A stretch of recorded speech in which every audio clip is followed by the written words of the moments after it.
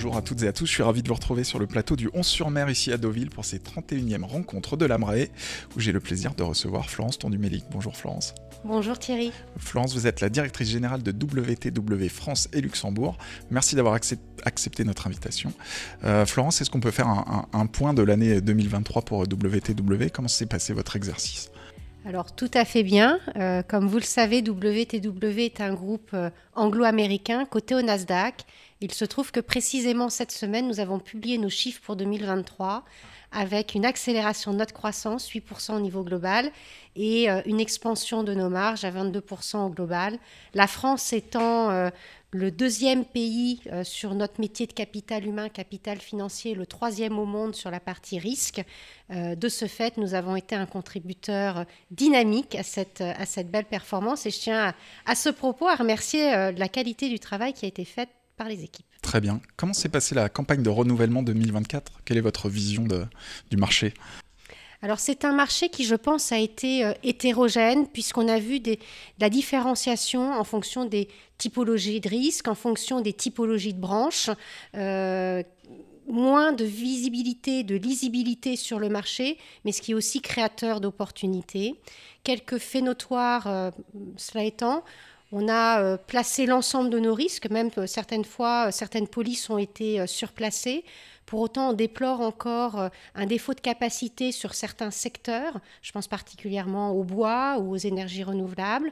On a noté également le fait que les assureurs souhaitaient davantage partager le risque avec les entreprises, que ce soit au travers de l'augmentation des franchises ou de la réflexion autour de dispositifs de transfert de risque type captive. Florence, une dernière observation sur ces renouvellements 2024. Tout à fait, c'est l'augmentation des attentes des assureurs quant à la qualité de la donnée, la quantification et la maîtrise des risques sous-jacents. Ok. Est-ce qu'on peut dire qu'on est encore en situation de hard market selon vous ? Alors oui, mais je dirais qu'on a atteint un point d'inflexion et ce que l'on voit, c'est des histoires assez différentes selon les branches et selon les lignes, avec des lignes sur lesquelles on observe des tensions extrêmement fortes. Je pense par exemple à l'assurance de personnes ou encore les flottes auto, et d'autres sur lesquelles on observe une détente, que ce soit le cyber ou la responsabilité des dirigeants. Donc encore une fois, un marché qui est hétérogène, avec un point d'inflexion qui, je pense, a été atteint à ce stade. Très bien. Un point sur les captives. Je crois que WTW est un gros faiseur, comme on dit, sur le marché. Est-ce que l'ouverture un petit peu plus facile des captives à la française va vous aider ? Et puis un point sur le marché cyber. Aujourd'hui, est-ce qu'il est un peu plus détendu qu'il y a quelques années ?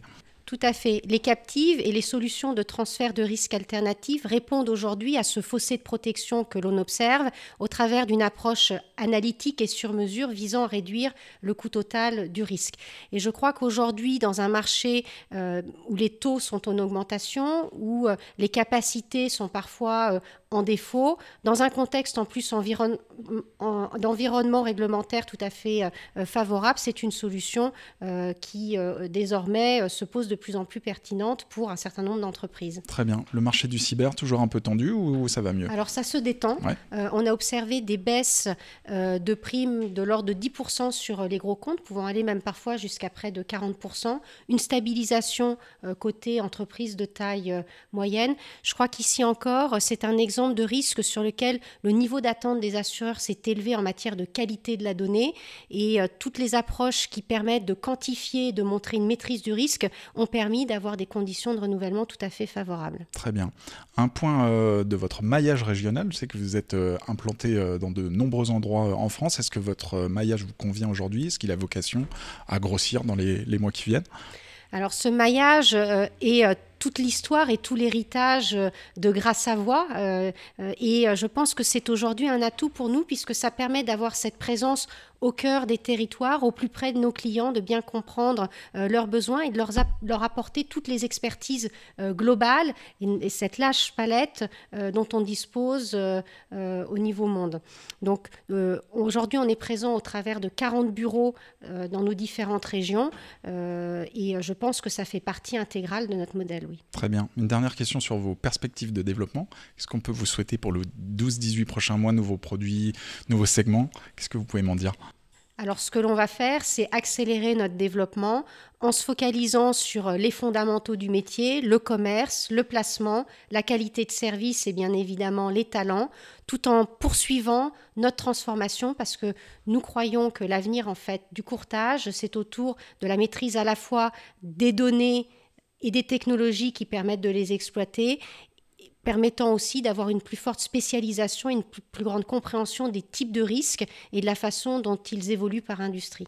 Parfait. Merci beaucoup, Florence Tondu-Mélic, Merci, d'être venue Thierry. nous voir. Et moi, je vous donne rendez-vous sur News Assurance Pro pour d'autres interviews.